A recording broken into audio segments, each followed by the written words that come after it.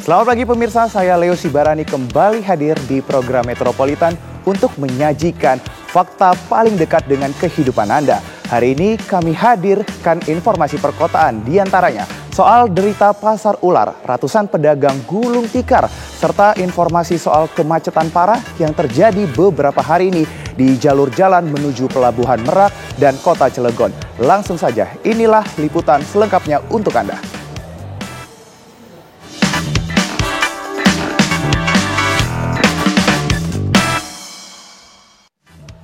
Pernah jaya pada masanya, kini pasar ular Pelumpang Jakarta Utara sepi pembeli.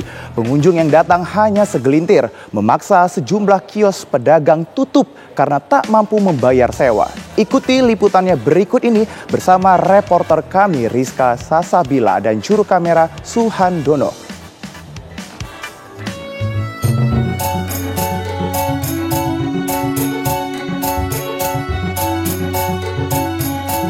Pasar ular Pelumpang Jakarta Utara menjadi salah satu pusat fashion yang ramai pada masanya.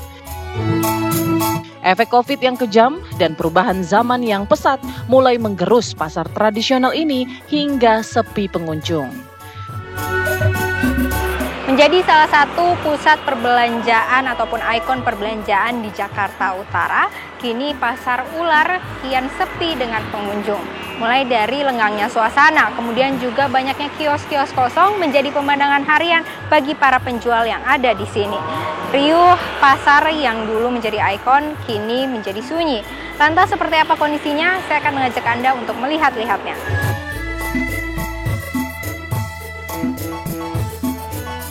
Di lorong yang lenggang ini dulunya ramai dengan ratusan pengunjung membeli pakaian, sepatu, ataupun aksesoris fashion yang dijual pedagang dengan harga miring. Lorong ini sekarang kosong. Pemandangan yang terasa sejak pandemi, pembeli sepi, para penjual pun pergi.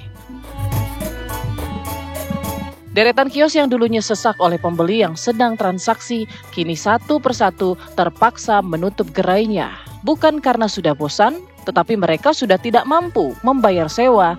Akhirnya tutup buku menjadi pilihan yang paling rasional. Kalau saya semenjak saya masih kecil di sini, saya udah di sini. Iya, tahun 89 saya udah di sini. Kalau ngelihat keadaan pasar ular yang sekarang kan, kalau dulu dulu tuh ikonnya belanja gitu rame. Kalau sekarang kan mulai sepi nih Bu. Mungkin gimana Bu? Kalau saya sih ya, kalau kita dengan bandingan yang dulu, beda lah jauh sama sekarang. Tapi ya karena perekonomian yang sekarang ya tahu sendiri lah ya semakin merosot sih, saya bilang sih. Tapi kalau aku sih dengan atuannya, ya di pasar ular ini harus dimajukan lagi gitu loh. Kira-kira kalau misalkan Ibu lihat nih, sudah sejak kapan sih mulai sepi? Semenjak Covid ya. Tahun berapa ya? Tahun 2020. Iya. Ya udah berapa, abis lebaran aja deh sepi, pengunjungnya sepi banget. Sabtu Minggu aja nggak ada orang.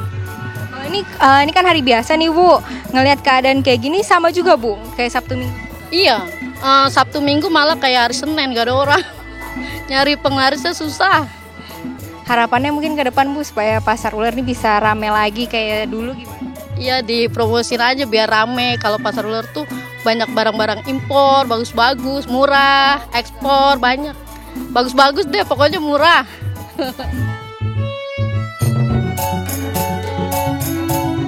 Mereka yang telah berjualan puluhan tahun bahkan menyampaikan kondisi ini juga terjadi pada saat hari libur yang biasanya ramai pembeli.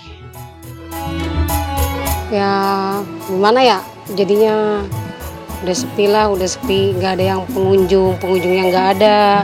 Kalau dulu kan rame, jadi mintalah solusinya gimana supaya rame lagi gitu.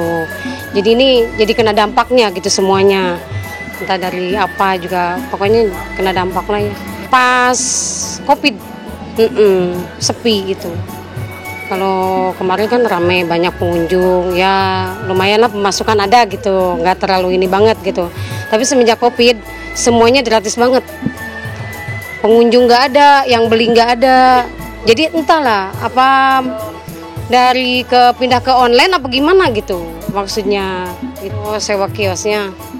Ini saya sewa kiosnya bukan per bulannya paling 800-an lah.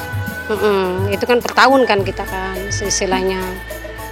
Banyak yang tutup juga karena nggak bisa bayar. Karena nggak bisa bayar juga, karena memang ini juga sepi. Jadi udah gitu tokonya juga istilahnya bayarannya juga agak meningkat juga gitu. Jadinya kan ya gitulah.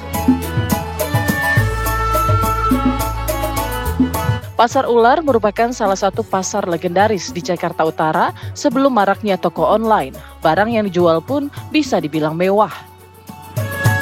Berkembangnya teknologi dan gempuran toko online ditambah daya beli yang turun menjadi faktor sepinya Pasar Ular. Tetapi di tengah asa yang mulai pudar, masih ada beberapa orang pengunjung setia Pasar Ular. Selama berada di Pasar Ular, pengunjung yang kami temui pun tidak sampai puluhan orang dan masih bisa terhitung jari. Mereka yang datang pun merupakan warga yang tinggal tidak jauh dari lokasi pasar. Pertama sih memilihnya karena jaraknya dekat dengan rumah.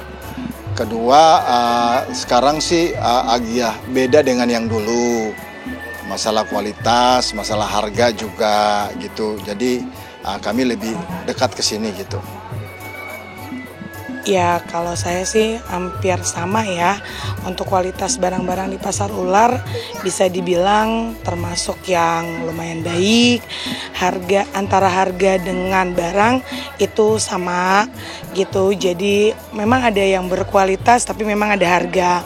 Tapi ada yang memang biasa saja tapi memang ada harga. Jadi tidak dilebihkan oleh mereka gitu. Dan luar biasanya di pasar seperti ini masih ada harga yang bisa 300 dan untuk yang baju anak-anak pun juga masih ada 300 dan itu pun sebenarnya kalau kita di online pun kurang lebih harganya sama, tapi kalau kita langsung datang ke pasar kan bisa lihat sendiri ya kualitasnya sehingga kita juga sebagai konsumen bisa puas. Banyak harapan tentang kehidupan yang digantungkan di pasar yang pernah berjaya ini. Semoga semuanya tidak hanya tinggal kenangan. Kondisi Pasar Ular yang kian meredup menjadi bukti nyata tantangan pasar tradisional di tengah gempuran zaman. Tidak hanya itu, namun di balik kios-kios yang tutup menyimpan harapan para pedagang agar Pasar Ular ini tidak hanya menjadi kenangan namun juga dapat hidup kembali. Dari Jakarta, Rizka Sasabila, Suhandono, TV One mengabarkan.